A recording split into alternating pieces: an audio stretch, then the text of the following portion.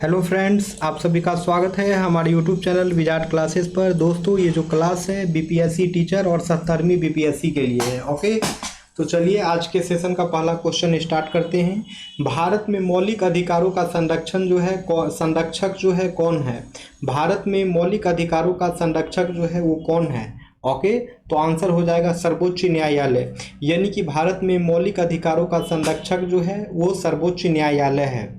अब आते हैं दोस्तों नेक्स्ट क्वेश्चन पे। निम्नलिखित में से किस एक को नागरिकों के मौलिक अधिकारों का रक्षक तथा भारत के संविधान का अभिभावक माना जाता है? ऑप्शन ए है संसद, ऑप्शन बी है महान्यायवादी, ऑप्शन सी है उच्चतम न्यायालय, ऑप्शन डी है राष्ट्रपति। करेक्ट आंसर जो है वो हो जाएगा उच्चतम न्यायालय। करेक्ट आंसर जो है वो हो जाएगा उच्चतम न्यायालय। ठीक है, अब है अनुच्छेद 32 भारतीय संविधान के किस भाग से संबंधित है? ठीक है, अब है अनुच्छेद 32 भारतीय संविधान के किस भाग से संबंधित है? ऑप्शन ए है भाग 2, ऑप्शन बी है भाग 1, ऑप्शन सी है भाग 3, ऑप्शन डी है भाग 4। करेक्ट आंसर हो जाएगा भाग 3। यानी कि अनुच्छेद 32 जो है भारतीय संविधान के भाग 3 से संबंधित है। यानी कि अनुच्छेद 32 जो है भारतीय संविधान के भाग 3 से संबंधित है। ठीक है दोस्तों, तो इसका डिस्कशन है, डिस्कशन देख लिया जाए। भारतीय संविधान का अनुच्छेद 32 जो है व्यक्तियों को न्याय मांगने के लिए सर्वोच्च न्यायालय में जाने का अधिकार देता है। ठीक है, भारतीय संविधान का अनुच्छेद 32 जो है व्यक्तियों को न्याय मांगने के लिए सर्वोच्च न्यायालय में जाने का अधिकार देता है। अनुच्छेद 32 के तहत सांसद सर्वोच्च न्यायालय की शक्ति का प्रयोग करने के लिए किसी अन्य न्यायालय को भी सौंप सकती है, बशर्ते कि वह उसके अधिकार क्षेत्र में हो। अनुच्छेद 32 मौलिक अधिकारों के प्रवर्तन के लिए भी है। अब है निम्नलिखित में से कौन सा अधिकार जो है भारतीय संविधान के अनुच्छेद 32 के अंतर्गत प्रवर्तित किए जा सकते हैं? निम्नलिखित में से कौन सा अधिकार जो है भारतीय संविधान के अनुच्छेद 32 के अंतर्गत जो है परिवर्तित किए जा सकते हैं? ऑप्शन ए है संवैधानिक अधिकार, ऑप्शन बी है मौलिक अधिकार, ऑप्शन सी है सांविधिक अधिकार, ऑप्शन डी है उपयुक्त सभी। करेक्ट आंसर हो जाएगा मौलिक अधिकार। करेक्ट आंसर हो जाएगा मौलिक अधिकार। ठीक है दोस्तों, यानी कि मौलिक अधिकार जो है भारतीय संविधान के अनुच्छेद 32 के अंतर्गत जो है परिवर्तित किए जा सकते हैं। ठीक है दोस्तों, डिस्कशन देख लीजिए। अनुच्छेद 32 प्रत्येक व्यक्ति को अपने मौलिक अधिकारों के प्रवर्तन के लिए सर्वोच्च न्यायालय में जाने का अधिकार देता है। इसका मतलब यह है कि अगर किसी को लगता है कि उसके मौलिक अधिकारों का उल्लंघन हुआ है तो वह राहत के लिए सीधे सर्वोच्च न्यायालय का दरवाजा खटखटा सकता है। अब है निम्नलिखित में से किसे डॉक्टर बी.आर. अम्बेडकर ने भारत के संविधान का हृदय और आत्मा बताया था?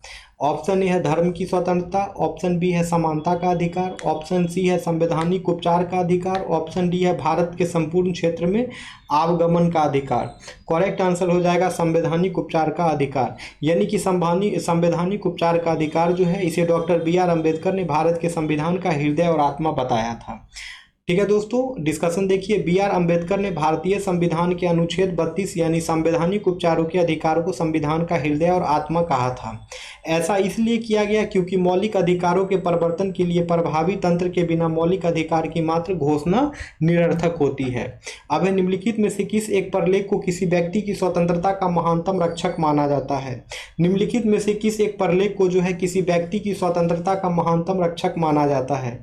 ऑप्शन ए है परमादेश, ऑप्शन बी है बंदी प्रत्यक्षीकरण, ऑप्शन सी है उत्प्रेषण, ऑप्शन डी है प्रतिषेध। करेक्ट आंसर हो जाएगा बंदी प्रत्यक्षीकरण। ठीक है, अब है व्यक्तिगत स्वतंत्रता के लिए उच्च न्यायालय निम्नलिखित में से किस रीट को जारी करता है? व्यक्तिगत स्वतंत्रता के लिए जो है उच्च न्यायालय निम्नलिखित में से किस रीट को जारी करता है? ऑप्शन ए है परमादेश, ऑप्शन बी है अधिकार परीक्षा, ऑप्शन सी है बंदी प्रत्यक्षीकरण, ऑप्शन डी है प्रतिषेध। करेक्ट आंसर हो जाएगा दोस्तों बंदी प्रत्यक्षीकरण। करेक्ट आंसर हो जाएगा दोस्तों बंदी प्रत्यक्षीकरण। यानी कि व्यक्तिगत स्वतंत्रता के लिए जो है उच्चतम न्यायालय जो है बंदी प्रत्यक्षीकरण रीट जारी कर सकता है। अब है व्यक्तिगत स्वतंत्रता के लिए निम्नलिखित में से कौन सी रीट याचिका दायर की जा सकती है? तो इसका आंसर हो जाएगा दोस्तों हैबियस कॉर्पस। अब है निम्नलिखित में से किस संवैधानिक उपचार का पोस्टमार्टम के रूप में भी जाना जाता है? निम्नलिखित में से किस संवैधानिक उपचार को जो है पोस्टमार्टम के रूप में भी जाना जाता है? ऑप्शन ए है निषेध, ऑप्शन बी है परमादेश, ऑप्शन सी है उत्प्रेषण, ऑप्शन डी है अधिकार परीक्षा। करेक्ट आंसर जो है दोस्तों वो हो जाएगा उत्प्रेषण। ठीक है, करेक्ट आंसर जो है वो हो जाएगा उत्प्रेषण। ठीक है। उत्प्रेषण जो है संवैधानिक उपाय है जिसे पोस्टमार्टम के रूप में जाना जाता है। उत्प्रेषण जो है संवैधानिक उपाय है जिसे पोस्टमार्टम के रूप में जाना जाता है। अब है दोस्तों, जब सर्वोच्च न्यायालय किसी व्यक्ति अथवा संस्था को उसके दायित्व के निर्वहन हेतु लेख जारी करता है तो उसे क्या कहते हैं? ओके फ्रेंड्स, तो करेक्ट आंसर जो है वो हो जाएगा परमादेश। ओके फ्रेंड्स, तो फिर हम लोग मिलते हैं नेक्स्ट क्लास में। Okay friends, thank you everyone.